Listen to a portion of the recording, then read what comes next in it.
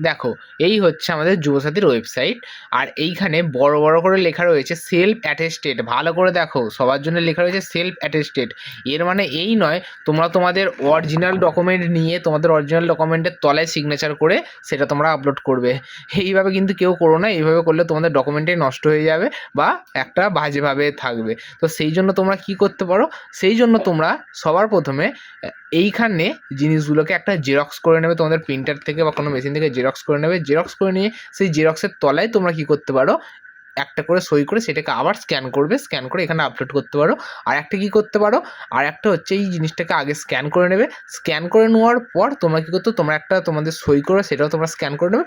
Scan করে নেওয়ার পর তোমরা কী করতে পারো, এই রকম দেখতে পাচ্ছ এইরকম তলায় তোমাদের পিডিএফের তলায় এইরকমভাবে একটা সই দিয়ে তোমরা সেটিকে অ্যাটাচ করে এখানে এটা আপলোড করতে পারো। ঠিক আছে, বারবার বলেছি তোমরা তোমাদের অরিজিনাল ডকুমেন্টের তলে কোনোভাবে রেজাল্ট বা কোনো রকম অ্যাডমিটের ওপর সই করে এখানে আবার আপলোড করতে যাও না। এতে তোমাদের অ্যাডমিটটা বা তোমাদের রেজাল্টে খুবই গুরুত্বপূর্ণ, সেটি নষ্ট হয়ে যেতে পারে।